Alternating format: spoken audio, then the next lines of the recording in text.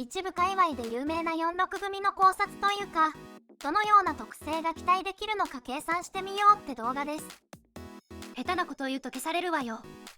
めちゃくちゃ中立だから大丈夫だよ。多分。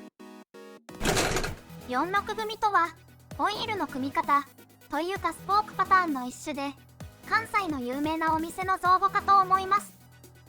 ホイールの片側のスポークが立っている方、後輪なら右側ですが、そっちが4本組、反対側を6本組にするって組み方です。と言っても4本組とか6本組って何って人も多いかと思います。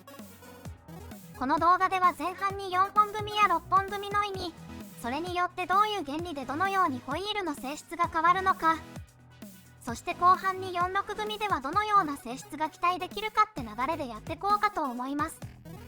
で、今のうちに言っとくけど、あーしは46組のホイールを使ったことありません。ちゃんと試してから動画作りなさいよ。まあ、そのうちね。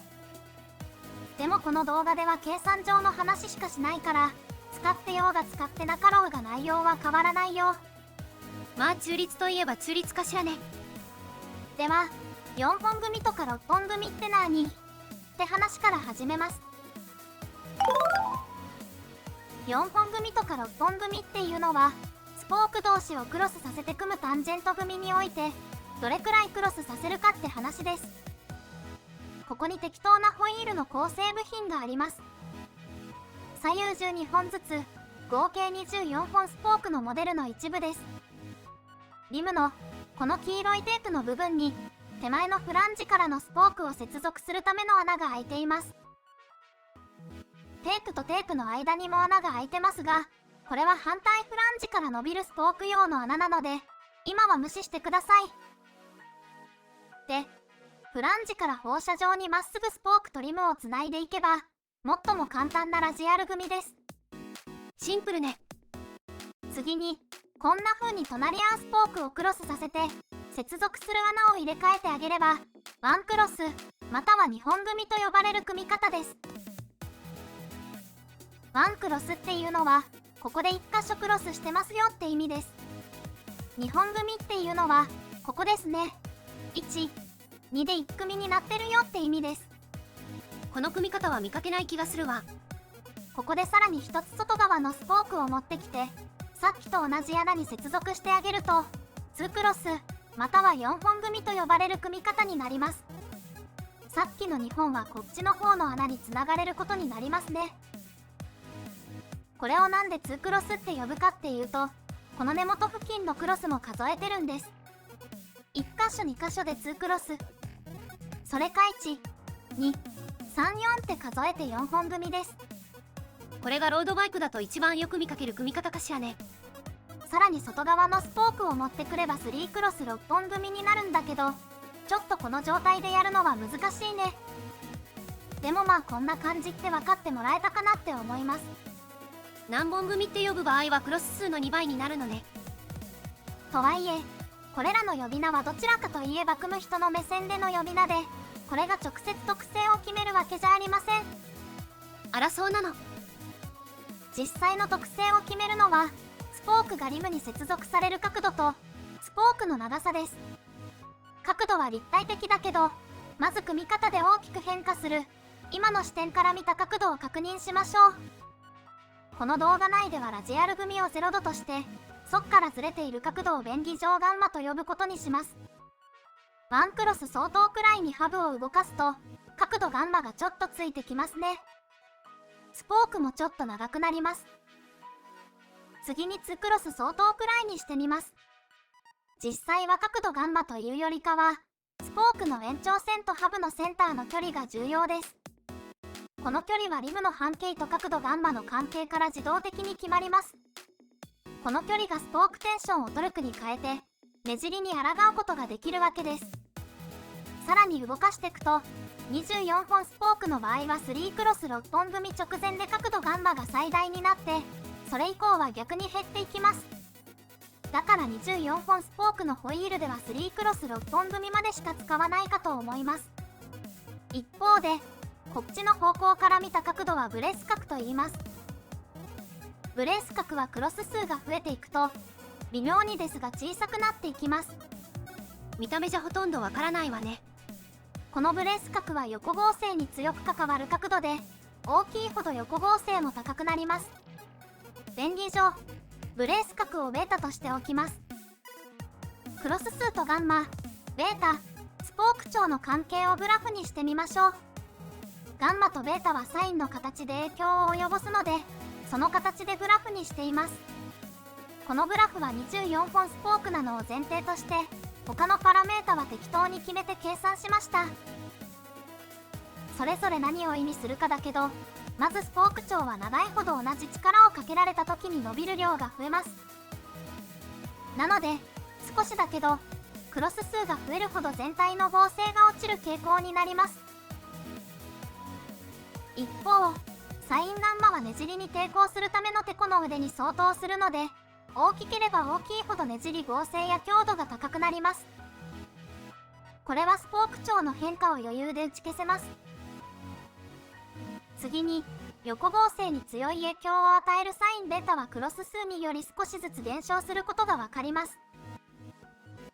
この段階でクロス数を増やすと3クロスのピークまではねじり合成が大きく向上して、横合成はクロス数増加に伴い緩やかに減少すると予想できます。あくまで24本スポークの場合はね。もっと具体的に計算可能なので条件を設定してやってみましょう。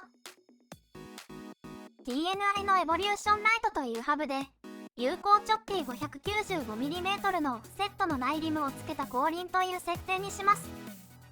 これに太さ 1.8mm のスポークを組み合わせて0クロスラジアルから4クロス8本組までの比較をします。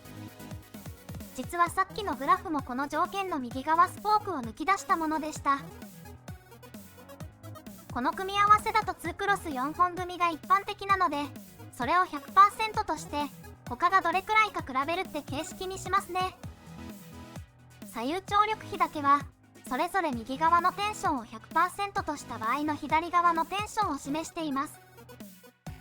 またこれらの計算は大きな変形を無視してやってるので、この点ご注意ください。はいはい。組み方により最も大きく変化するのはやはりねじり合成です。この計算には最終的にサインガンマの2乗がかかるので、サインガンマの変化以上の大きな変化になります。ラジアルは0ね。実際はラジアル組でも変形に伴って多少の合成が出ますが、今回は変形を無視しているので計算上は0になっちゃいます。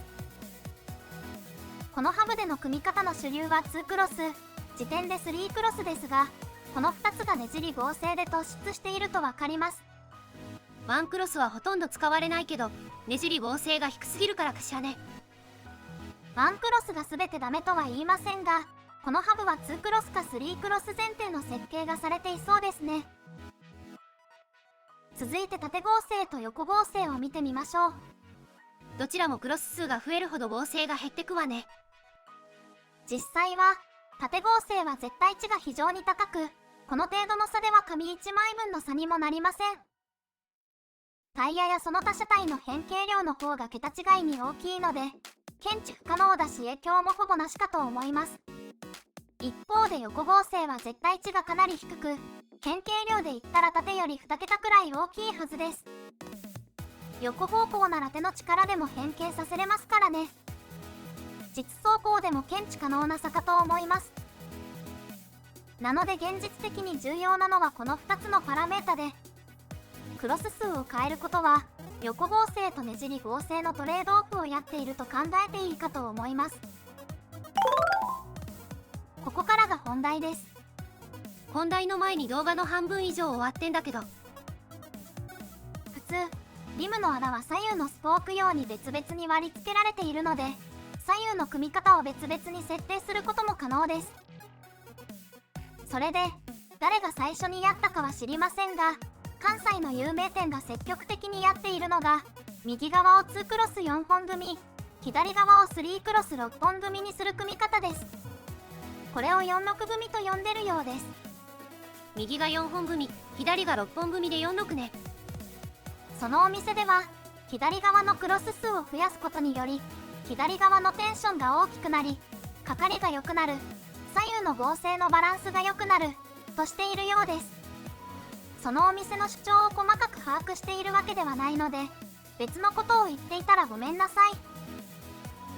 で、アーシの作ったスプレッドシートは左右別々の組み方も計算できるようにしてあるから、これで46組も計算してみましょう。グラフがうるさくなっちゃうから、比較対象は両側2クロス4本組と3クロス6本組に絞ります。左から2クロス4本組、46組、3クロス6本組と並べました。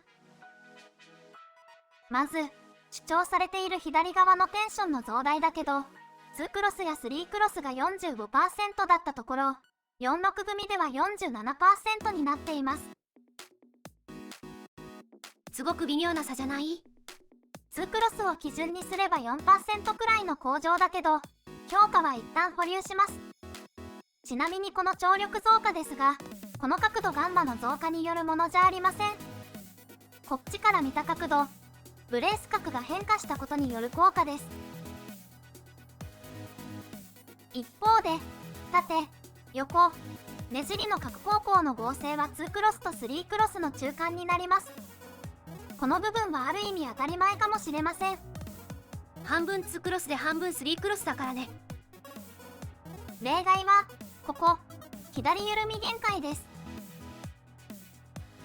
造語というか、適当に決めた呼び名ですけど、ホイールが左に押された時に、左側のスポークテンションが0になって緩み切る荷重を表したものです。計算条件などは、前の動画で確認してください。特定のスポークが緩み切ると、そこから合成が急落して、故障の原因にもなるので避けるべき現象です。実際のホイールでも横向きの力 20kg フォースそこらで限界となるものが確認できます。例えば立ちこぎの過程で、片方の車輪に垂直方向 35kg フォースの荷重がかかったまま、車体が15度傾くだけでも、横向きに 9kg フォースの力がかかる計算です。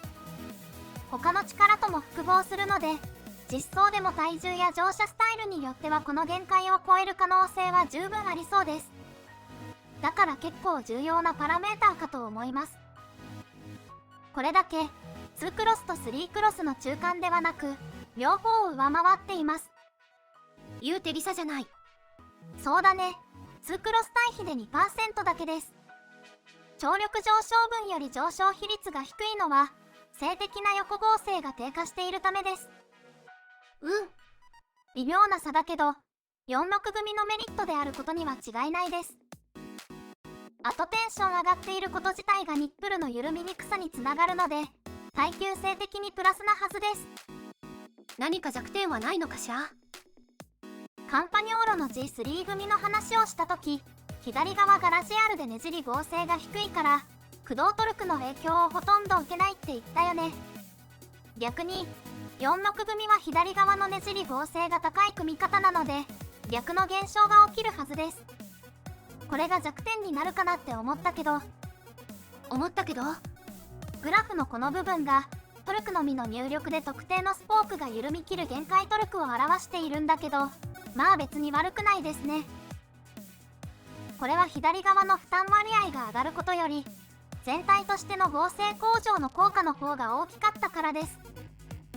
この関係はパラメータをいじると多少変化して逆転することもありました。じゃあ目立った弱点はないのかしらね。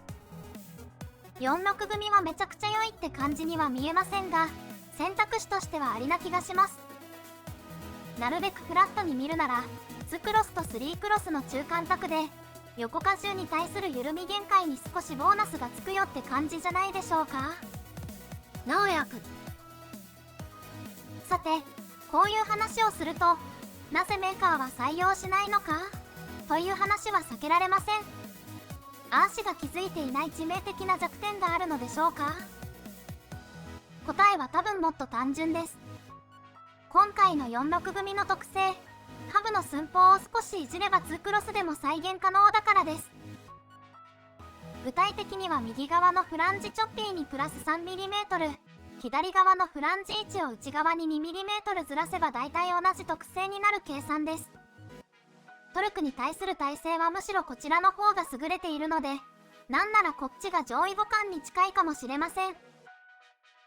つまりハブメーカーは同じ特性にできるけど、あえてしてないということになります。まあ、微妙な差だし、別に悪いこともなさそうだし、個人に合わせた調整の手段としては良いと思うけど、メーカーが狙うバランスからは少し違うようです。というわけで、今日の動画はここまでです。